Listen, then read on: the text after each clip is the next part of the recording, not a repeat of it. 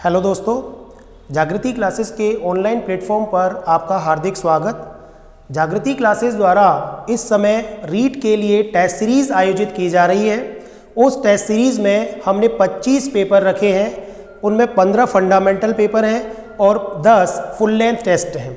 उन 15 fundamental test को हमने पूरे सिलेबस को 15 पेपर्स में डिवाइड किया है, जिसमें 6 पेपर तो हम सब्जेक्ट के कराएंगे, 6 पेपर सब्जेक्ट के, 5 पेपर हम लैंग्वेज के कराएंगे और 4 पेपर हम साइको के कराएंगे।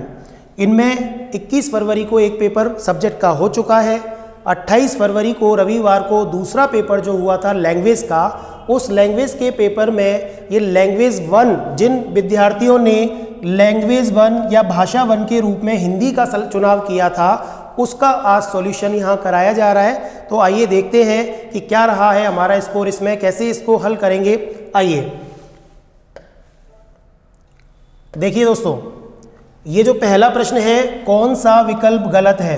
आपको परीक्षा देते समय कुछ बातों का ध्यान रखना पड़ेगा कि एक तो प्रश्न को आप आराम से पढ़ेंगे, पूरा पढ़ेंगे, क्योंकि कई बार यहाँ प्रश्न में है और नहीं को लेकर के हम कंफ्यूज हो जाते हैं। हम उसका जल्दी उत्तर देने के चक्कर में हम प्रश्न को गलत कर देते हैं, गलत पढ़ लेते हैं, गलत समझ लेते हैं। कह रहा है कौन सा विकल्प गलत है। विकल्प देखते ही हमें पता चल रहा है कि ये संधि से पूछा गया प्रश्न है।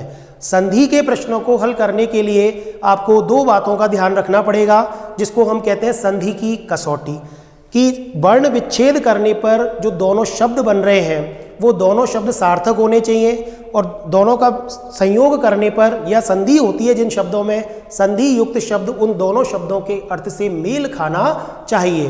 तो देखिए पहला शब्द है मुक्ता। मुक्ता का मतलब होता है मोती, और अवली, अवली का मतलब होता है पंक्ति या माला। ठीक है, अब देखिए इससे बना है मुक्तावली। ये हम इन शब्दों को पहचान भी सकते हैं यहाँ से, क्योंकि इसमें आ की मात्रा बन रही है और हमें पता है आ दीर्घ संधि में बनता है। ये जो मात्रा है दीर्घ स्वर संधि का उदाहरण है। मुक्ता प्लस अवली, इसका मतलब ये आंसर तो एकदम सही है। गलत विकल्प का चुनाव करना है। अंत्य का मतलब होता है अंतिम, और अक्षरी का मतलब होता है अंतिम अक्षर से शुरू होने वाली अक्षरी यानी अक्षर। इससे जो बनने वाला शब्द है, क्योंकि यहाँ अंत्य है, शब्द क्या बनना चाहिए, देखिए अंत्याक्षरी शब्द यहाँ बनना चाहिए। क्या शब्द बनेगा, अंत्याक्षरी, जबकि वहाँ शब्द क्या लिख रहा है, अंताक्षरी। इसका मतलब ये यहाँ पहले ही दूसरे ही ऑप्शन में हमको पता चल गया कि ये प्रश्न यहाँ गलत है। यहाँ आ की मात्रा है, दीर्घ स्वर संधि है, लेकिन अंत्य से अंता नहीं, अंत्याक्षरी बनना चाहिए, इसलिए ये ऑप्शन मिल गया हमें। इनको भी देख लेते हैं। देखिए अद्य, यहाँ ए प्लस इधर ए मिलके आ बन रहा है, तो इसका मतलब यहाँ आ बन रहा है। अद्य प्लस अवधि बराबर अद्यावधि, ये भी सही है। अभी प्लस आगत, यहाँ अभ्यागत बन रहा है। देखिए ये से पहले आधा वर्ण यण संधि की पहचान है। आपको मैं बता दूं एक बार कि यण संधि स्वर संधि का ही एक भेद है। इस यण संधि में य, र और व, ये 3 वर्ण बनते हैं। इस यण संधि को पहचानने के लिए सबसे अच्छा तरीका है ये रे वैसे पहले आधा व्यंजन आना चाहिए। देखिए इस शब्द में ये से पहले आधा व्यंजन आ रहा है भ, इसका मतलब यण संधि है, और संधि एकदम सही हो रही है कि यहाँ पर अगर हम इसको स्वर को निकालेंगे छोटी ही स्वर निकलेगा, और हमें पता है कि ई के बाद में असमान स्वर अगर आता है तो वहाँ पर ई का ये बन जाता है, तो ये बन जाएगा, बाद वाले स्वर को ले लेगा ये, तो ये क्या बन जाएगा, अभ्यागत। यहाँ आधा भय इस तरह लग जाएगा और ये आगत बाद में एज इट इज बन जाएगा। यण संधि का उदाहरण है, ये भी सही है। इसलिए आपका जो विकल्प बनेगा वो विकल्प बनेगा, गलत पूछ रहा है, बी इसका उत्तर रहेगा। देखिए आगे चलते हैं। इस वाले प्रश्न में कौन सा विकल्प गलत है, प्रश्न को यहाँ फिर उसी तरीके से पढ़ना है। गलत विकल्प पूछ रहा है, हमको गलत विकल्प को सेलेक्ट करना है। परि प्लस अटन से पर्यटन बनता है। देखिए ये से पहले यहाँ भी आधा वर्ण आ रहा है, मतलब ये भी कौन सी संधि है यहाँ पर, ये भी यण संधि का उदाहरण है। परि प्लस कार, यहाँ परिष्कार, यहाँ श का आगम हो रहा है। किसका आगम हो रहा है, श का आगम हो रहा है। शब्द एकदम सही बन रहा है, ये व्यंजन संधि का उदाहरण है। गति प्लस अवरोध, देखिए गति प्लस अवरोध, ई का यहाँ पे ई के बाद में असमान स्वर है, यण संधि बनेगा ई का यह बनेगा, लेकिन बाद वाली जो मात्रा है ए आनी चाहिए, लेकिन यहाँ क्या दे रखा है, आ दे रखा है। इसका मतलब ये गलत है। गति प्लस अवरोध से जो शुद्ध शब्द बनेगा वो बनेगा गत्यवरोध। देखिए इधर लिखते हैं इसको, ये बनेगा गत्यवरोध। ये इसका सही आंसर होना चाहिए था, इसलिए इसका आंसर क्या रहेगा, ये ही है, क्योंकि गलत पूछ रहा है इसलिए गलत विकल्प यही है। यहां देख लें, पर प्लस उपकार, यहाँ ओ बन रहा है, मतलब कौन सी संधि बन रही है, ओ गुण संधि का शब्द है, पर प्लस उपकार परोपकार। ठीक है, तो इसका सही जो आंसर रहेगा, उत्तर जो रहेगा वो रहेगा गत्यवरोध, ये इसका उत्तर रहेगा। ठीक है, देखिए अगले प्रश्न पे चलते हैं। कौन सा विकल्प गलत है? ये सारे शब्द संधियों से हैं, ये भी संधि का ही शब्द है। जैसे देखो, गुरु प्लस उपदेश गुरु उपदेश, अभी प्लस ईप्सा अभीप्सा, नदी प्लस अर्पण नद्यर्पण, नी प्लस ऊन न्यून। एक बार को देखने में हमें ऐसा लग रहा है कि भाई गुरु प्लस उपदेश से गुरु उपदेश ही बनता है, कोई दिक्कत नहीं है, लेकिन इस शब्द को जब हम बारीकी से देखेंगे, क्योंकि आजकल की परीक्षाओं में एग्जामिनर किसी ना किसी शब्द की मात्रा को गलत कर देता है, यानी शब्द को गलत लिख देता है। हमें देखना है कि संधि में जो दोनों शब्द बन रहे हैं वो सही होने चाहिए। पहली बात तो शुद्ध, अशुद्ध रूप नहीं, शुद्ध रूप उसका होना चाहिए, और बनने वाली संधि का जो तरीका है वो भी सही होना चाहिए। यहाँ पे गुरु शब्द शुरू में पहले ऑप्शन में ही गलत दे रखा है, क्योंकि गुरु कैसे लिखा जाएगा, इस तरह लिखा जाएगा, छोटे ऊ की मात्रा आएगी गुरु में, जबकि यहाँ बड़े ऊ की लगा रखी है, इसलिए ये बनता तो गुरु उपदेश ही है, गुरु प्लस उपदेश से, लेकिन क्योंकि ये गुरु शब्द गलत है इसलिए गलत विकल्प ये होगा। बाकी और भी अपन एक बार देख लेते हैं। अभी प्लस ईप्सा, ई इधर से निकल रहा है, ई यहाँ से निकल रहा है, बड़ी ई बन जाएगा, राइट आंसर है। नदी प्लस अर्पण, देखो ये ई के बाद में असमान स्वर आ रहा है, यण संधि का उदाहरण है, दे आधा रह गया, ई का ये बन गया, बाद वाले स्वर को इसने यहाँ ले लिया। नद्यर्पण आंसर सही है, कोई दिक्कत नहीं है। नी प्लस ऊन, ये ई यहाँ से निकलेगा, ऊ में जुड़ेगा तो ई का यहाँ ये बन जाएगा, ये बन गया, और बड़े ऊ की मात्रा लगी, मतलब न्यून भी सही है। ये न्यून भी यण संधि का उदाहरण है। इसलिए अगर आपको इसमें विकल्प ढूंढना है कौन सा गलत है, तो आप इसमें पहले वाले ऑप्शन को टिक करेंगे, यहाँ ये वाला ऑप्शन गलत है। आगे वाले प्रश्न पे चलते हैं। देखिए चौथा प्रश्न, कौन सा विकल्प गलत है? प्रश्न को पढ़ना है उसी तरीके से। गलत विकल्प पूछ रहा है, एक एक मिलाकर के एक एक बनेगा, क्योंकि दो मात्राएं कौन सी संधि की पहचान होती हैं? वृद्धि संधि की। सही है, कोई दिक्कत नहीं है। तथा प्लस एव, तथैव वृद्धि संधि बन रही है, ये भी सही है। दोनों विकल्पों में वृद्धि संधि के उदाहरण है। वृद्धि संधि स्वर संधि का ही एक भेद है। सदा प्लस एव, आ और ए से ऐ बनता है, सही है सदैव, ये भी वृद्धि संधि का ही उदाहरण है। और अतः प्लस एव, ये क्योंकि यहाँ पे ऑलरेडी विसर्ग लगा हुआ है, इसका मतलब या तो ये विसर्ग संधि में जाएगा, देख लेते हैं हम क्या बनता है, अतएव। लेकिन बनने वाला शब्द गलत बन रहा है, क्योंकि अतएव नाम से कोई भी शब्द शुद्ध है नहीं। अतः प्लस एव से जो शब्द बनेगा वो बनेगा अतएव। यहां पर विसर्ग संधि का नियम काम करेगा। कौन सा नियम काम करेगा? कि अगर विसर्ग से पहले ए हो और विसर्ग के बाद में ए के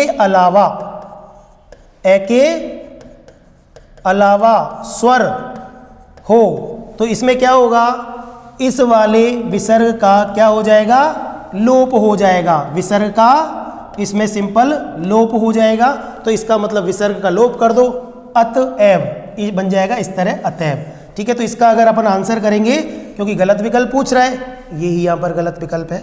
ठीक है, अगले क्वेश्चन पे चलते हैं।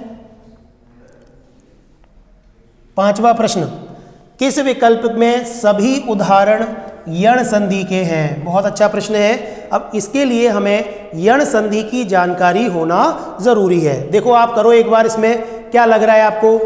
यण संधि को पहचानने के अभी हमने तरीके बताए थे कि यण संधि को कैसे पहचानेंगे।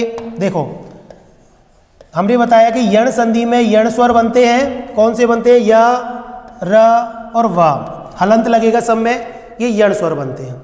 अब इसमें क्या होगा, इन ये और वैसे पहले आपको आधा व्यंजन नजर आएगा और एक त्र यानी तय से पहले भी आधा वर्ण जो इस तरह इस रूप में मिलेगा, अगर आपको इस तरह के शब्द मिलते हैं, जैसे यह से पहले आधा वर्ण ऐसे दिखेगा, ये ऐसे दिखेगा इस तरह के, वैसे पहले आधा वर्ण इस तरह दिखेगा, तो अगर आपको इस तरह के वर्ण दिखते हैं तो समझ लेना कि वहाँ पर जरूर यण संधि बन रही है। अब देखते हैं हम यण संधि। देखिए गुडाकेश, यहाँ पर ए, ये यण संधि ए की मात्रा जो लगी हुई है वो किसकी पहचान है? ये यहाँ पर ये गुडाकेश जो शब्द है ए, क्योंकि गुण संधि का उदाहरण है, इसलिए पहला विकल्प तो गलत हो गया, क्योंकि सारे विकल्प यण संधि के पूछ रहा है। यहाँ वी प्लस आकरण ये से पहले आधा वर्ण बन रहा है, ओके ये हो सकता है। व्यसन ये से पहले आधा वर्ण बन रहा है, ये हो सकता है। ये से पहले यहाँ आधा वर्ण बन रहा है, ये भी हो सकता है। ये सारे के सारे तीनों तो उदाहरण यण के हैं, पर क्योंकि गुडाकेश यहाँ पर दूसरी यानी गुण संधि का उदाहरण है, इसलिए ये विकल्प यहाँ नहीं आएगा। अगला देखिए, जैसे अभ्यर्थना ये से पहले आधा वर्ण, ये से पहले आधा रह आ रहा है, ये भी सही है। उपर्युक्त, ये उपर्युक्त, कई विद्यार्थी इसको उपरोक्त लिखते हैं। क्या लिखते हैं?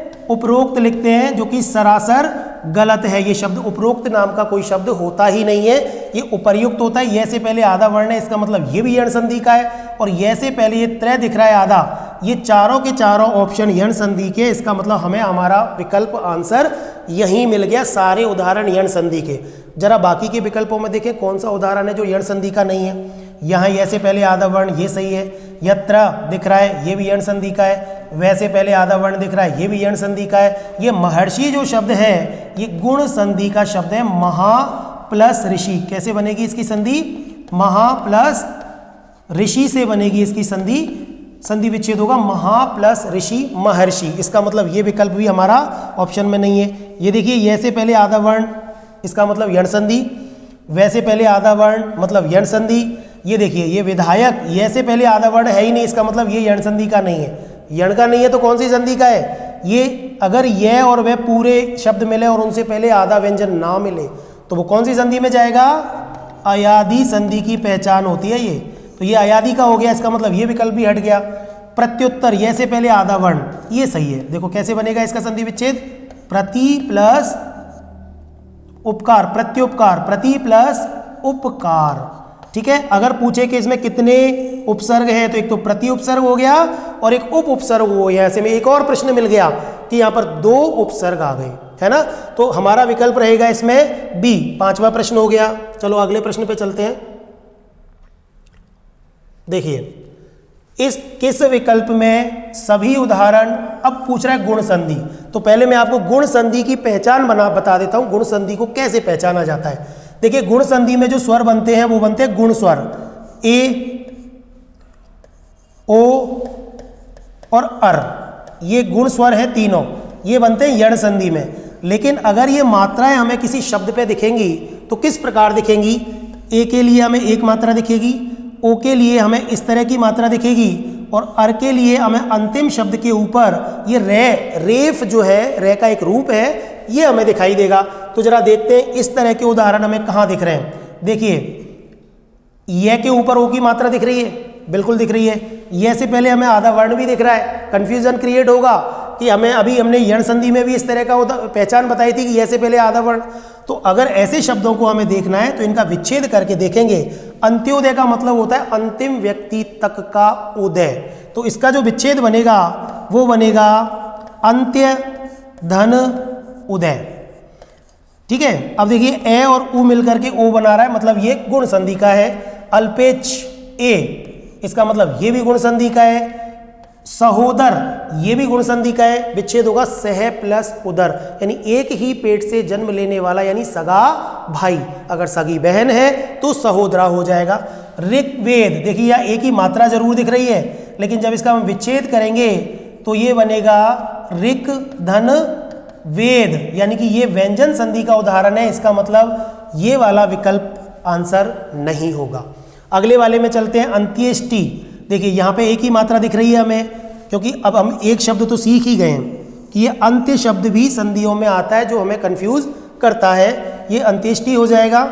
सांगोपांग, देखिए ओ बन रहा है यहाँ पर, इसका मतलब ये भी सांग धन उपांग, ये भी गुण संधि का उदाहरण है। ओके, ये वर्षर्तु जो है ये इसी अर का उदाहरण है। रे के ऊपर वर्ण दिख रहा है आधा रे, इसलिए इसका संधि विच्छेद क्या होगा? इसका संधि विच्छेद होगा वर्षा धन ऋतु, वर्षा ऋतु बनेगा। ऐसे ही नवोढ़ा जो शब्द है ये भी नव प्लस ऊढ़ा से बनेगा। ये सारे के सारे उदाहरण यहाँ पर गुण संधि के हैं, इसलिए विकल्प तो ये दिख गया हमें। बाकी के शब्द देखते हैं। देखिए ऋषिक प्लस ईश से ऋषिकेश बनेगा, गुण संधि है। यहाँ पे ये ई की जो मात्रा दिख रही है महेश्वर में, ये दीर्घ संधि का उदाहरण है, इसलिए ये गुण का नहीं है, ये विकल्प भी क्रॉस हो जाएगा। प्रेक्षक प्रे प्लस ईक्षक ये तो गुण संधि का है। पुरुषोत्तम ये भी गुण संधि का है, पर क्योंकि एक दीर्घ संधि का उदाहरण आने के कारण ये विकल्प भी इसका उत्तर नहीं है। इतरेतर इतर प्लस इतर गुण संधि। देवर्षि देव प्लस ऋषि, देवर्षि गुण संधि। नवोन्मेष नव प्लस उन्मेष, यहाँ भी गुण संधि हो रही है इस जगह। और स्वैच्छिक ये दो मात्राएं हमने देखा अभी वृद्धि संधि का उदाहरण है, इसलिए स्व धन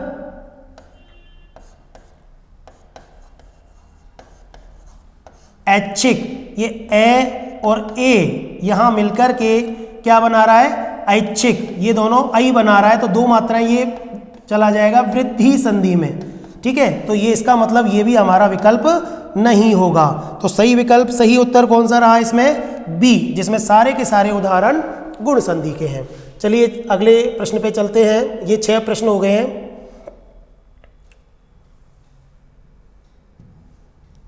सातवां प्रश्न, स्वर संधि का उदाहरण नहीं है। स्वर संधि का उदाहरण नहीं है। देखिए स्वर संधि को कैसे पहचानेंगे आप? स्वर संधि की क्या पहचान है कि दोनों, स्वर संधि की जो शर्त है वो ये कि दोनों वर्ण क्या होने चाहिए? स्वर होने चाहिए। ठीक है, और दोनों के मिलने से वर्ण परिवर्तन, ये ही संधि की पहली कसौटी होती है कि दो वर्ण पास पास आते हैं और पास पास आने के फलस्वरूप उनमें परिवर्तन या विकार होना अनिवार्य है। यही संधि का तरीका है। देखो इसको अगर अपन पहले विच्छेद करेंगे, मृत्यु प्लस मृत्युपरांत ये बनेगा, ये इसको मृत्यु कर लें आप, री की मात्रा लगा लें इसमें, ये हो जाएगा मृत्यु प्लस उपरांत। छोटा ऊ और छोटा ऊ मिलकर के बड़ा ऊ बन जाएगा, मात्रा बड़े ऊ की लग जाएगी, मृत्यु उपरांत। इसका मतलब ये सही है। स्वर संधि का उदाहरण नहीं पूछ रहा है, ये तो है। अत्याचार, इसका विच्छेद बनेगा अति प्लस आचार। आप आचार ना करें क्योंकि एग्जामिनर कई बार आचार लिख देगा सामने। आचार का मतलब व्यवहार। ठीक है, तो अति प्लस आचार, अत्याचार, ये भी स्वर संधि का उदाहरण है। स्वर का मतलब कौन सी संधि? स्वर में ये यण संधि की पहचान है, ये से पहले आधा वर्ण। सदाशय, देखिए ये जो शब्द है ये बनता है सत धन आशय से बनता है ये, तो यहाँ पर तय का दय हो जाएगा और ये मात्रा इसमें आ जाएगी सदाशय। इसका मतलब यही अपना आंसर है। ये व्यंजन संधि का उदाहरण है, इसलिए उत्तर ये रहेगा। अगला है प्रत्यपकार। इसका विच्छेद जो बनेगा वो बनेगा प्रति प्लस अपकार। ये क्या बनेगा? प्रत्यपकार। एक तो शब्द होता है प्रत्युपकार, उपकार के बदले उपकार। एक शब्द होता है प्रत्यपकार, यानी अपकार के बदले अपकार। ये बनेगा प्रत्यपकार। तो आंसर रहेगा सी। देखिए अगले प्रश्न पे चलते हैं। व्यंजन संधि का उदाहरण नहीं है। यहां हमको स्वर संधि का ढूंढना है। प्रश्न क्या कह रहा है? व्यंजन संधि का उदाहरण नहीं है, स्वर संधि का उदाहरण ढूंढना है। सन्नारी, ये बनेगा सत प्लस नारी, सन्नारी बन जाएगा। ये तदुपरांत, ये बनेगा तत् प्लस उपरांत से बन जाएगा। तय का यहाँ दय हो रहा है, व्यंजन संधि है। जगन्नाथ, ये बन जाएगा जगत प्लस नाथ से, ये भी व्यंजन संधि है। तो यही बचा, ये सारे व्यंजन संधि के उदाहरण है। अनुदित शब्द बना, इसका विच्छेद कैसे करेंगे हम? अनु प्लस उदित। अनु का मतलब होता है पीछे और उदित का मतलब जन्म लेने वाला, जो बाद में जन्म लेता है। इसका मतलब जो जिसको अंग्रेजी में कहते हैं ट्रांसलेटेड। इसका मतलब हमारा उत्तर यही है। व्यंजन संधि का उदाहरण नहीं है, मतलब ढूंढना क्या है? स्वर संधि, अनुदित इसका ऑप्शन हो गया। आइए अगले प्रश्न पे चलते हैं। व्यंजन संधि का उदाहरण है, व्यंजन संधि का उदाहरण है। देखिए अन्योदर, ये से पहले आधा वर्ण भी आ रहा है और ओ भी बन रहा है, कंफ्यूजन हो सकता है। इसका विच्छेद बनेगा अन्य प्लस उदर, यानी किसी अन्य, उदर यानी पेट से जन्म लेने वाला, यानी सौतेला भाई। ओ बन रहा है ए और ऊ से। इसका मतलब ओ कौन सी संधि की पहचान है? स्वर संधि की पहचान है। स्वर में भी कौन सी? गुण संधि। पयोधी, ये देखिए पयोधी बनता है पय धन धी से, ठीक है। विसर्ग संधि का उदाहरण है मनोहर, ये मनोहर बनता है मनहे धन हर, मन को हरने वाला, ये भी विसर्ग संधि का उदाहरण है। ये शब्द है वांग में, यहाँ पे ये बिंदी गलत लग गई है, इसको हटा लेना आप। सही जो शुद्ध शब्द है वो ये है वांग में, ठीक है। ये व्यंजन संधि का उदाहरण है, इसका विच्छेद होगा वाक प्लस मैं। तो देखिए इसमें कै जो है अपने पंचम वर्ण में बदल रहा है, वांग में कैसे बदलेगा? कचट तब के बाद में अगर पंचम वर्ण आता है तो कचट तब अपने पंचम में बदल जाएगा। तो कै वर्ग का पंचम अंगा, इसका हम उच्चारण भी कई लोग तो इसको ये पढ़ते हैं वांड में, जबकि शुद्ध उच्चारण है वांग में, ठीक है। तो वांग में का मतलब होता है साहित्य जितना भी होता है उसको वांग में कहा जाता है। तो वाक प्लस में, तो यहाँ पर ये व्यंजन संधि का उदाहरण है, हमारा व्यंजन संधि पूछ रहा है, डी ऑप्शन रहेगा। आइए अगले प्रश्न पे चलते हैं। 10वां प्रश्न, विसर्ग संधि का उदाहरण नहीं है, मतलब विसर्ग का नहीं हो, उसके अलावा या तो स्वर का होगा या फिर व्यंजन का होगा। देखिए अधोपतन, बहिरंग, अधोमुखी, बहिरागमन, यहाँ पे ओ दिख रहा है, जब इसका विच्छेद करेंगे तो अधोपतन का विच्छेद होता ही नहीं है, क्योंकि ये शब्द ही यहाँ पे अशुद्ध है। अधः प्लस पतन, क्योंकि ये विसर्ग संधि का अपवाद है, इसलिए अधः प्लस पतन से शब्द जो बनता है वो बनता है अधः पतन। अधोपतन शब्द नहीं होता, इसलिए पहले में ही हमें आंसर मिल गया हमारा। लेकिन ये भी देख लेते हैं, बही प्लस रंग से क्या बनेगा? बही प्लस अंग, यहाँ पे विसर्ग का रे बनेगा और रे जब इस स्वर को ले लेगा तो बहिरंग शब्द बनता है। बही यानी बाहर और अंग यानी बाहर के अंग, बहिरंग बाहर के अंग। अधोमुखी, ये अधोमुखी बन जाएगा, इसका जो संधि विच्छेद बनेगा वो बनेगा अधः धन मुखी, ये बन जाएगा। इसमें विसर्ग ए और विसर्ग का क्या बन जाएगा? ओ बन जाएगा, तो ये शब्द बन जाएगा अधोमुखी, ये सही है। बहिरागमन, इसका जो संधि विच्छेद बनेगा बनेगा बही प्लस आगमन, बही प्लस आगमन, विसर्ग का रे होगा और इसमें स्वर को इसको ले लेगा, बहिरागमन। इसका मतलब यहाँ विसर्ग है, यहाँ विसर्ग है, यहाँ विसर्ग संधि है, ये अधोपतन गलत शब्द है, इसलिए उत्तर यही रहेगा। चलिए आगे वाले प्रश्न पे चलते हैं। प्रश्न है विसर्ग संधि का उदाहरण नहीं है मनोबल, इसका जो विच्छेद बनेगा मनह प्लस बल से बनेगा, सही है। मनोज, ये बनेगा मनह धन जय, जय वर्णमाला का एक ऐसा वर्ण है जो अपने आप में पूरा अर्थ देता है। जय का मतलब जन्म लेने वाला, तो मन में जन्म लेने वाला। मनोज मतलब किसका पर्यायवाची हो गया? ये कामदेव का पर्यायवाची भी होता है, सही है ये तो। मनोकामना, देखिए मनोकामना नाम से ये नहीं बनेगा, क्योंकि ये होता है मन है धन कामना, और क्योंकि ये मन है धन कामना ये अघोष वर्ण है, पहला और दूसरा वर्गीय व्यंजन का जो वर्ण होता है अघोष होता है, और विसर्ग के बाद में अगर अघोष वर्ण आता है तो ओ कभी बनता ही नहीं है। इसलिए यहाँ पर शब्द जो बनेगा सही वो होगा मन है कामना। और बहुत बार परीक्षाओं में ये सवाल पूछा जाता है, बच्चे मनोकामना, हम भी भगवान से खूब मनोकामना करते, लेकिन ये शब्द गलत है। मनोविज्ञान से जो बनने वाला शब्द है वो बनेगा मन है धन विज्ञान, ये सही है। मनोविज्ञान विसर्ग का ओ हो जाएगा, क्योंकि ये जो वर्ण है वो घोष वर्ण है, ठीक है। ये घोष और अघोष का जो नियम है, इसके लिए मैं आपको एक गोल्डन रूल बता देता हूँ आपको।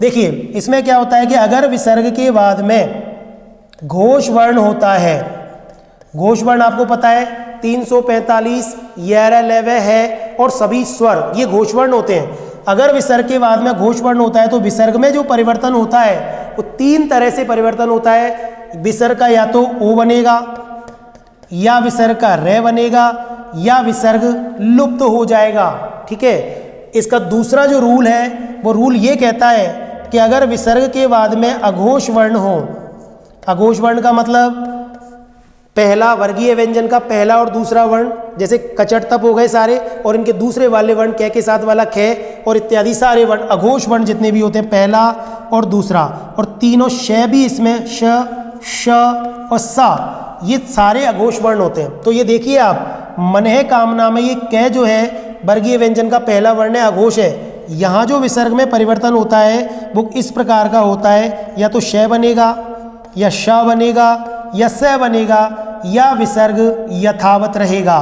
तो ये मनहेधन कामना से विसर्ग यथावत रह करके मनहे कामना ही शब्द बनता है। वेरी इंपॉर्टेंट क्वेश्चन, बहुत बार परीक्षा में पूछा गया है, इसलिए हमारा उत्तर मनोकामना, क्योंकि विसर्ग संधि का उदाहरण नहीं है, ये नहीं है, अशुद्ध भी है और विसर्ग संधि का उदाहरण भी नहीं है। आइए अगले प्रश्न पर चलते हैं।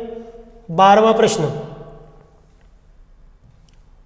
देखिए, कौन सा विकल्प गलत है? गलत विकल्प पूछ रहा है, संधि के चल रहे हैं अभी सारे सवाल।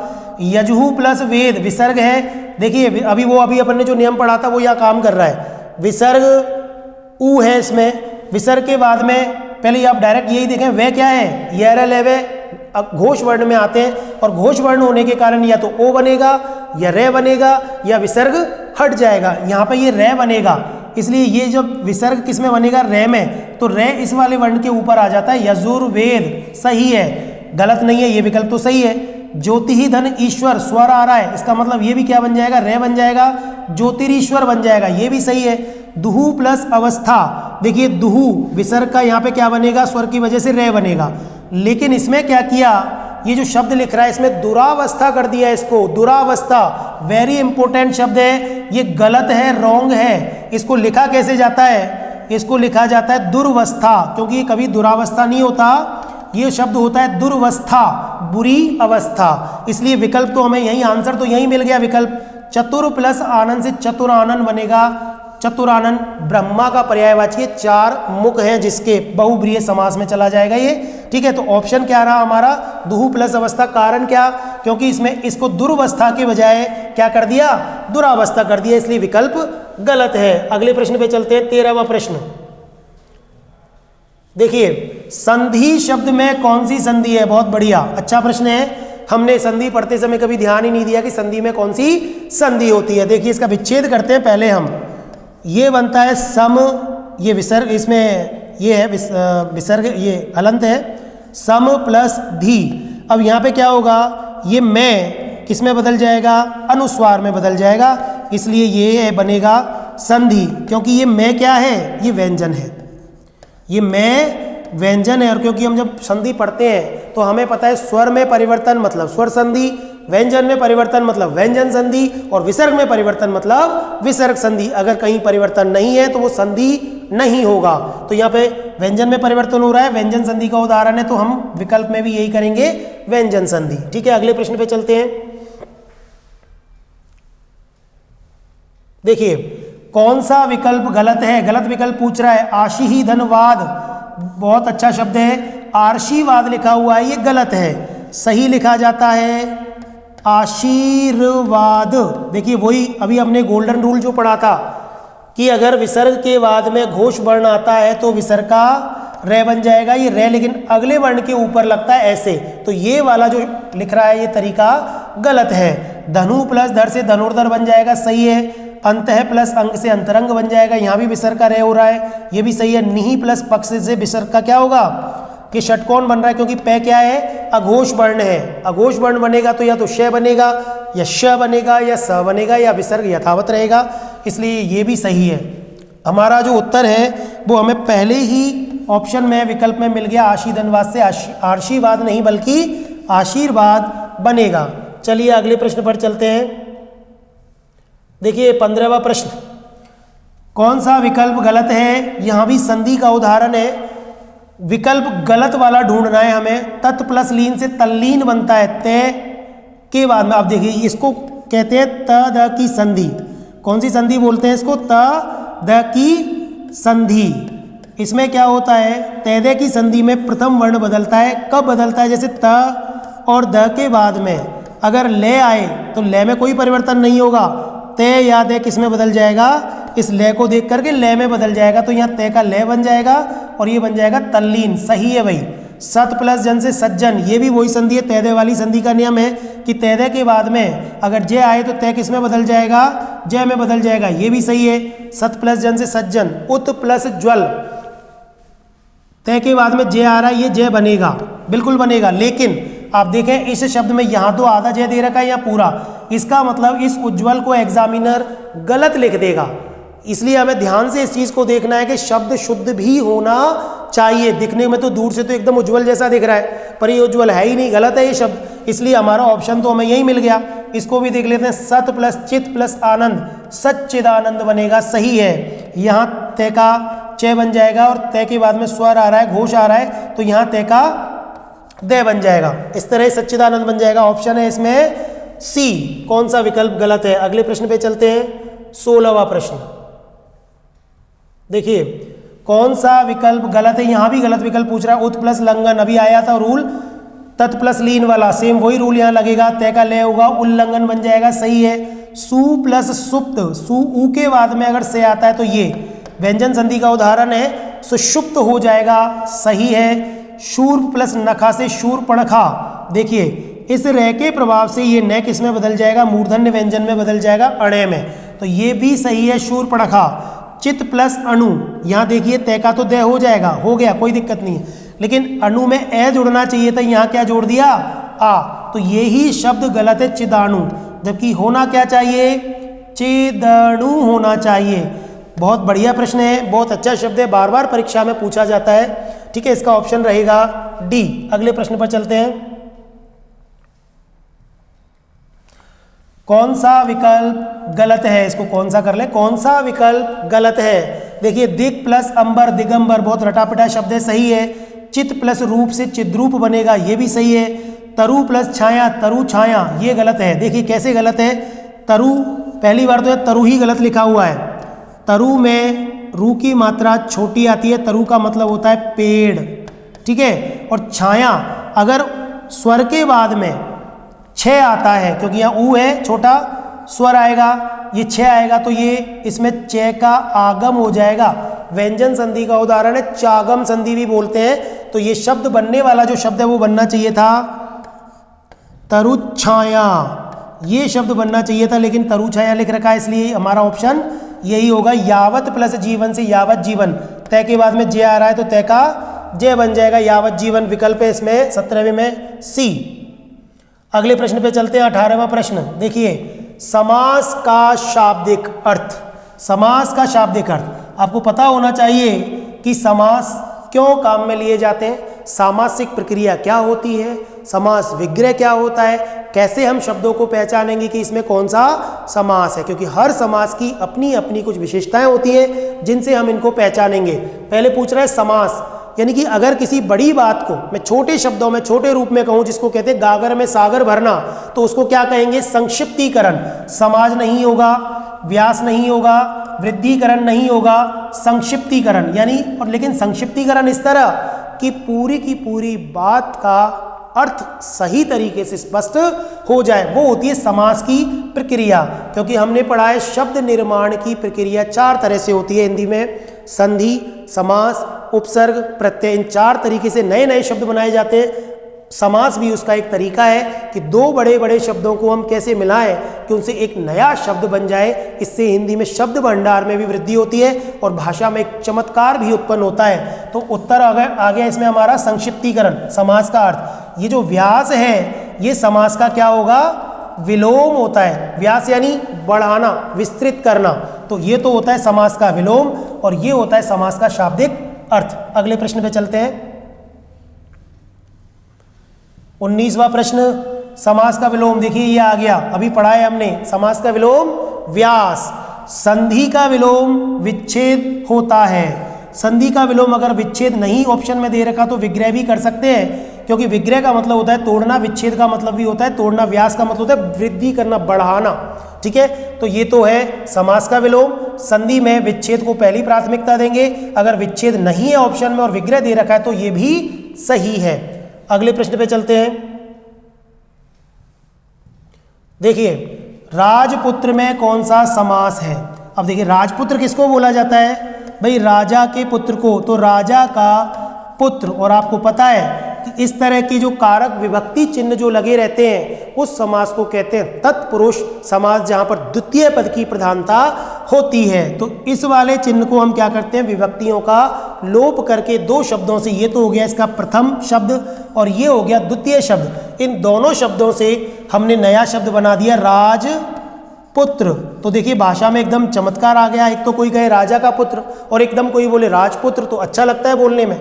कौन सा समास है? तत्पुरुष समास। ठीक है, ऑप्शन रहेगा इसमें डी। अगले प्रश्न पे चलते हैं। देखिए कौन सा युग्म सुमेलित नहीं है? महात्मा कर्मधार है, बिल्कुल महान है जो आत्मा। इसका मतलब जहां एक शब्द या तो विशेषण विशेष संबंध होगा दोनों शब्दों में, या रूपक संबंध होगा, या उपमान और उपमेय जैसा संबंध होगा, वहां कर्मधारय समास होता है। क्योंकि कर्मधारय का मतलब ही होता है विशेषता को धारण करने वाला। तो यहाँ महात्मा, उस आत्मा की बात की जा रही है जो महान है। इसका मतलब ये तो ऑप्शन सही है। 55 द्विगु समास दे रखा है। हमें पता है द्विगु समास में क्या होता है, पहला पद संख्यावाची होता है और पूरा पद समाहार या समूह का बोध कराएगा। यहाँ पहला पद तो हमें संख्यावाची दिख रहा है, इट्स ओके, कोई दिक्कत नहीं है, पच प्लस पन। लेकिन हम ये भूल गए हैं कि यहाँ पे दूसरा पद भी संख्यावाची है। इसका मतलब 55 में जो संधि विच्छेद, इसका विग्रह जो करेंगे समास का, वो करेंगे 5 और 50, 5 और 50 करेंगे इसका। तो ये देखिए दोनों पद प्रधान है, और जहाँ दोनों पद प्रधान होते हैं वो द्विगु ना होकर के कौन सा समास होता है? द्वंद्व समास होता है। इसलिए हमें ऑप्शन तो यहाँ मिल गया। रसोई घर, घर नहीं है, घर है। रसोई घर में तत्पुरुष समास है। रसोई के लिए, घर के लिए कारक चिन्ह है। ठीक है, तो यहाँ तत्पुरुष समास ये भी सही है। धर्माधर्म, धर्म और अधर्म दो चीज़ों को जोड़ा है यहाँ पर, धर्म और अधर्म को, और एक जैसी दिखने वाली, यानी एक का दूसरे का विलोम, जब वो धर्म का विलोम अधर्म होता है तो वह दोनों ही पद प्रधान होते हैं, द्वंद्व समास है। तो इसमें जो गलत ऑप्शन है वो है 55। ठीक है, सुमेलित यही नहीं है, 55 में द्वंद्व समास होगा आंसर। अगले प्रश्न पे चलते हैं। देखिए 22वां प्रश्न क्या कह रहा है? कौन सा युग्म सुमेलित नहीं है? आजीवन अव्ययी भाव समास। अव्ययी भाव का पता ही है आपको कि अव्ययी भाव समास क्या होता है? ऐसा समास जिसमें एक पद कम से कम अव्यय होता है और दो पद मिलकर के पूरा अव्यय जैसा भाव देता है। और हमें पता है उपसर्ग वाले सारे के सारे शब्दों को हम अव्ययी भाव समास में शामिल कर लेते हैं अगर उनसे कोई ऐसा अर्थ नहीं निकलता है जो एकदम विशेष हो। अगर विशेष अर्थ निकलेगा तो ये अव्ययी भाव समास में ना जाकर के कहीं और जा सकता है, बहुव्रीहि में जा सकता है या किसी और में जा सकता है। यहाँ पर आजीवन में अव्ययी भाव समास है, ये सही विकल्प है। हरफन मौला, जो हर कला में निपुण होता है वो होता है हरफन मौला। तत्पुरुष समास है हरफन में मौला, तो मैं विभक्ति यानी अधिकरण तत्पुरुष का भेद है, ये भी सही है। भव सागर, यहाँ तत्पुरुष समास दे रखा है। भव सागर का मतलब होता है भव रूपी सागर, भव यानी संसार, और संसार की तुलना की गई है सागर से, और जब तुलना की जाती है वो या तो उपमा अलंकार होता है कर्मधारय की कर्मधारय में, या फिर वो रूपक अलंकार, दोनों में रूपक संबंध होता है। तो ये ऑप्शन यहाँ पर नहीं होगा, यही हमारा आंसर है, क्योंकि यह तत्पुरुष के बजाय कौन सा समास होना चाहिए? ये कर्मधारय समास यहाँ पर होना चाहिए। त्रिनेत्र में देखिए द्विगु समास दे रखा है, एकदम से बच्चों को सबको एकदम याद रहता है त्रिनेत्र शिव जी को कहते हैं। आंख बंद करके वो बच्चे क्या करेंगे? इस पर ऑप्शन लगाएंगे, लेकिन नहीं, हमको सारे विकल्पों को देखना है। समास का जो प्रकरण है हिंदी में बहुत ही महत्वपूर्ण प्रकरण है, क्योंकि इसमें विकल्प के आधार पर उत्तर दिया जाता है। त्रिनेत्र में बहुव्रीहि समास तो है ही, लेकिन क्योंकि ये द्विगु समास की भी विशेषता को पूरा कर रहा है, पहला पद संख्यावाची और पूरा पद त्रिनेत्र, तीन नेत्रों वाला, अगर ऑप्शन में बहुव्रीहि नहीं है तो हम क्या करें? द्विगु तो है, इसलिए ये तो सही माना जाएगा। इसलिए आंसर रहेगा हमारा सी। ध्यान रखें, बहुत ही महत्वपूर्ण सवाल है ये, इसमें आंसर सी रहेगा। कर्मधारय समास होता है भवसागर में। ठीक है, अगले प्रश्न पे चलते हैं। देखिए वज्रदेह में कौन सा समास है? वज्रदेह किसको कहते हैं? वज्र देह यानी वज्र जैसी जिसकी देह है, कहते तो हनुमान जी को है, बहुव्रीहि समास होना चाहिए, ऑप्शन में है ही नहीं, तो कहाँ जाएंगे? वज्र में और देह में कौन सा संबंध है? रूपक संबंध, और ये रूपक संबंध कर्मधारय समास की विशेषता होती है, इसलिए ये आंसर जाएगा डी, कर्मधारय वज्रदेह में। देखिए अगला प्रश्न, नगर नगर में कौन सा समास है? जहां पर संज्ञा और विशेषण पदों की द्विरुक्ति या पुनरावृत्ति होती है वो अव्ययी भाव समास होता है, इसलिए नगर नगर में अव्ययी भाव समास आएगा। कई बार हम दोनों को महत्व समझ के नगर नगर करके इसको द्वंद्व में कर देते हैं विद्यार्थी, ये नहीं करना है, क्योंकि जब संज्ञा पदों की बात होती, नगर शब्द तो एक ही है, द्वंद्व कहाँ हुआ? द्वंद्व तो जब होता कि नगर के साथ में कोई दूसरा ऐसा शब्द होता जो खुद भी प्रमुखता रखता है। ये तो शब्द एक ही है, रिपीटेशन हो रहा है। और शब्द की संज्ञा, शब्द की पुनरावृत्ति, ये अव्ययी भाव समास की अपनी खास विशेषता है, इसलिए इसमें अव्ययी भाव समास ऑप्शन में रहेगा। अगले प्रश्न पर चलते हैं। किस विकल्प में निर उपसर्ग नहीं है? बहुत ही अच्छा सवाल है। निरोग, नीरव, नीरज, नीरंद्र, हमें तो किसी एक में भी नहीं दिख रहा, सब में नी दिख रहा है। इसका मतलब प्रश्न गलत हो सकता है? नहीं। निर उपसर्ग देखना है हमें, तो हम एक नियम है व्यंजन संधि का, वो देख लेते हैं एक बार, कि अगर निर और दुर के बाद में रे वर्ण आए, ठीक है, दुर और निर के बाद में रे वर्ण आए तो निर का नी हो जाता है और दुर का दू हो जाता है। देखिए जरा, यहाँ नी प्लस रोग को हम क्या करेंगे? निर, निर यानी मतलब होता है रहित, रोग से रहित। कई बार हम इसका जो शब्द देखते हैं वो कहते हैं पहला सुख निरोगी काया, तो लोग लिखते थे निरोग, निरोग शब्द गलत है, निरोग सही है। तो यहाँ तो उपसर्ग है, निरुपसर्ग है, कोई दिक्कत नहीं है। ऐसे नीरव में भी ये निर क्या बनेगा? निर धन रव, रव का मतलब होता है कोलाहल, तो कोलाहल से जो रहित होता है, शांत वातावरण, नीरव होता है, ये भी सही है। ये जो नीरज शब्द है, नीरज शब्द कमल के लिए रूढ़ हुआ है, इसका अगर अपन अलग करेंगे इन शब्दों को तो इसमें निकलेगा नीर धन जय, यानी नीर यानी जल में जन्म लेने वाला, यानी कमल का पर्यायवाची है ये। इसलिए हमारा विकल्प ऑप्शन क्या रहेगा? विकल्प रहेगा हमारा आंसर नीरज। नीरंद्र में क्या बनेगा? निर प्लस रंध्र, रंध्र का मतलब होता है छेद, जो छिद्र रहित हो उसको कहते हैं नीरंध्र, ठीक है, इसमें सी रहेगा आंसर। अगले प्रश्न पे चलते हैं। किस विकल्प में सभी शब्द अनु उपसर्ग के हैं? ठीक है, किस विकल्प में अनु उपसर्ग देखना है? अनुराग अनु उपसर्ग है, अनुगमन अनु उपसर्ग है, अनुकृति अनु उपसर्ग है, अनुदार, देखने में तो लग रहा है कि अनु उपसर्ग है, लेकिन यहाँ अनु उपसर्ग नहीं है, क्योंकि दार को अलग करेंगे तो सार्थक शब्द नहीं निकल रहा है। यहाँ ये बनता है अन प्लस उदार से, इसलिए यहाँ अन उपसर्ग है, ये विकल्प नहीं रहेगा। अन्वय में अनु प्लस ऐ से बनेगा अन्वय, अन्वेषण भी अनु प्लस ऐशन से बनेगा, यहाँ भी अनु है, ये अनु प्लस रूप तो सही है ही, अनु उपसर्ग है। अनुचर अनु प्लस चर, बिल्कुल विकल्प हमें आंसर यहीं मिल गया। अन्वेषक में अनु प्लस ऐशक, ये तो सही है। अनुदित में देखिए बहुत अच्छा शब्द है ये, अनु प्लस उदित, अभी हमने पढ़ा भी था इसको, यहाँ अनु उपसर्ग है क्योंकि अनु छोटा वाला आएगा और उदित यानी उत्पन्न होने वाला, अनु यानी पीछे पीछे, तो ये बड़ा ऊ हो जाएगा, दीर्घ संधि का उदाहरण है, पर उपसर्ग कौन सा है? अनु, ये सही है। यहाँ अनुपस्थित जो शब्द है वहाँ दिख तो ऐसा रहा है जैसे अनु उपसर्ग हो, लेकिन अनु नहीं है, बल्कि इसमें अन प्लस उपस्थित, ये अन उपसर्ग निकलेगा, इसलिए ये भी विकल्प गलत है। इसमें अनुज में अनु प्लस जैसे बन जाएगा, अनुवाद अनु प्लस बाद से बन जाएगा, अनुजीवी अनु प्लस जीवी से बन जाएगा। यहाँ अनुपम शब्द को देखना पड़ेगा, ये अन धन उपम, उपम का मतलब होता है जिसकी उपमा की जाए, अन यानी उपमा से रहित, ऐसा चीज ऐसी वस्तु जिसकी कोई उपमा ही नहीं हो, अनुपम है, एकदम एकदम अनुपम है, यानी एक ही है। इसका मतलब यहाँ भी अनु उपसर्ग नहीं आना है, तो ये भी विकल्प नहीं है। हमारा आंसर है इसमें बी, ठीक है। अगले प्रश्न पे चलते हैं। से उपसर्ग से निर्मित शब्द नहीं है, तो देखो से प्लस अवधान, यहाँ तो से उपसर्ग निकल रहा है, से प्लस अवधान, यहाँ तो है भाई उपसर्ग। सहित से धन हित, यहाँ भी से उपसर्ग है। सहोदर में ये जो शब्द बनता है फिर सह प्लस उदर से बनता है, इसलिए ये ही हमारा आंसर है। सोदाहरण, से प्लस उदाहरण, ये से बनेगा इस तरह, इसलिए ये तीनों तो सही है। नहीं पूछ रहा है उपसर्ग से किसमें नहीं है, तो इसमें नहीं है भाई। 27वां प्रश्न का उत्तर सी हो गया। 28वां प्रश्न देखिए, सु उपसर्ग पूछ रहा है, कौन सा सु उपसर्ग से बना हुआ शब्द नहीं है? नहीं है ढूंढना है, बहुत अच्छे शब्द है। देखिए स्वच्छ में सु प्लस अच्छ से बनेगा, ये स्वल्प जो शब्द है वो सु प्लस अल्प से बनेगा।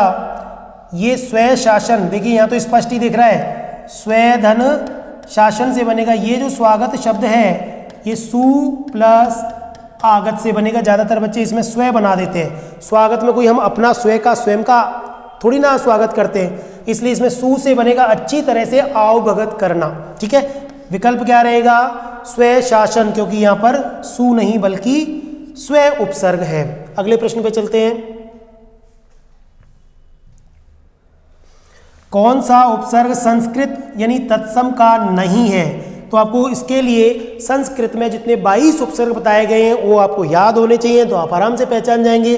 वी संस्कृत के 22 उपसर्गों में शामिल है, सु भी शामिल है, सम भी शामिल है। केवल ये जो अनुपसर्ग है ये संस्कृत के उपसर्ग में शामिल नहीं है, बल्कि ये कौन सी भाषा का उपसर्ग है? ये हिंदी का उपसर्ग है। जैसे अन खाया, अनपढ़, इस तरह के शब्द इससे बनते हैं। ये हिंदी का उपसर्ग है और इससे हिंदी के ही शब्द बनते हैं, ये ध्यान रखना है हमें। एक हलंत वाला अन चलता है, हालांकि ये भी संस्कृत के उपसर्गों में नहीं है। ये अन संस्कृत का है जरूर, लेकिन उपसर्ग नहीं बल्कि अव्यय है, जो संस्कृत में मतलब उपसर्ग की तरह प्रयुक्त होता है। इसलिए इसमें विकल्प रहेगा डी आंसर सही है इसमें। अगले प्रश्न पे चलते हैं। 30वां प्रश्न, अनधिकार शब्द में उपसर्ग है। बहुत ही अच्छा शब्द है अनधिकार। जरा इसको तोड़ते हैं, देखिए क्या निकलेगा। अन प्लस अधि प्लस कार। देखिए यहाँ पे एक तो अन और एक अधि, दो उपसर्ग यहाँ पे निकल रहे हैं। हमें पूछ रहा है ए है क्या, अन है क्या, अन है क्या, कार है क्या। तो मुझे तो ये यहाँ पे अनधिकार में उपसर्ग अन दिख रहा है स्टार्टिंग में और अधि भी दिख रहा है। यहाँ पे ये दे रखा ऑप्शन में, बिल्कुल आपको यही करना है। ए उपसर्ग नहीं है, यहाँ पे अन उपसर्ग है, हलंत वाला, संस्कृत का उपसर्ग है तत्सम। ठीक है, अगले प्रश्न पे चलते हैं। किस विकल्प में हिंदी का उपसर्ग नहीं है? अध कचरा, ये अध का मतलब होता है आधा। ये वाला अध शब्द जो है हिंदी का है, जो कि संस्कृत के अधे शब्द का ही बिगड़ा हुआ रूप है। ये अनदेखा, ये हमने देखा था, अभी हिंदी का ही उपसर्ग है। ये अथाह में ये था शब्द अलग है और ए उपसर्ग है। हालांकि ये ए उपसर्ग तत्सम भी है, संस्कृत का अव्यय भी है ये, और हिंदी के शब्दों में चलता है। लेकिन अगर हिंदी का शब्द इसके बाद में लगाए तो इसको हिंदी का माना जाएगा। इसके बाद में अगर इस तरह का शब्द संस्कृत का लगाए अमर्त्य, तो ये संस्कृत का माना जाएगा, क्योंकि यह शब्द हिंदी का है। इसलिए पूछ रहा है किस विकल्प में हिंदी का उपसर्ग नहीं है? तो यहाँ तो है अपयश में ये जो अप शब्द है ये संस्कृत का उपसर्ग है, जिसका मतलब होता है बुरा। तो अपयश मतलब अपमान से संबंधित है। ठीक है, अगले प्रश्न पे चलते हैं। किस विकल्प में केवल एक उपसर्ग है? एक उपसर्ग पूछ रहा है, आपको सारे शब्दों को तोड़ना पड़ेगा। अप्रत्याशित, इसमें बनेगा ए प्रति प्लस आशा धन इत। परीक्षा में बहुत पूछा जाता है कि इसमें मूल शब्द कौन सा है। ये आशा तो मूल शब्द है, इत इसमें प्रत्यय है। ठीक है, और ये दो उपसर्ग हैं इसमें, तो एक पूछ रहा है तो ये ऑप्शन तो है ही नहीं, ये नहीं है ऑप्शन। व्यवहार में वी प्लस अव प्लस हार, यानी दो उपसर्ग यहाँ है, एक पूछ रहा है, ये भी ऑप्शन नहीं रहेगा। दुरभिसंधि, देखिए बहुत अच्छा शब्द है, इसमें क्या बनेगा? दुर धन अभी धन सम धन धी। इसलिए इसमें तीन उपसर्ग हो गए। यहाँ तो पूछ रहा किस शब्द में केवल एक उपसर्ग है? यहाँ तीन हो गए, यहाँ दो हो गए, यहाँ दो हो गए। अतिक्रमण ही बचा है अकेला, यही ऑप्शन है। जरा चेक कर लेते हैं, बिल्कुल सही बात है, अति धन क्रमण ये बनेगा। तो एक ही उपसर्ग है, इसमें आंसर रहेगा डी अतिक्रमण। अगले प्रश्न पे चलते हैं। 33वां प्रश्न, किस विकल्प में उपसर्ग युक्त शब्द है? उपसर्ग पूछ रहा है, लौकिक कैसे बनेगा? इसमें तो एक प्रत्यय है भाई, लोक प्लस एक प्रत्यय है, उपसर्ग नहीं है। तात्कालिक में भी एक प्रत्यय है, तत्काल प्लस एक। उच्चारण शब्द में उत धन चारण, बिल्कुल सही बात है। यहाँ पे उपसर्ग है। मधुरिमा शब्द में मधुर प्लस इमा प्रत्यय है, उपसर्ग है ही नहीं। सी ऑप्शन इसमें रहेगा उच्चारण। ठीक है, ये इसका आंसर रहेगा।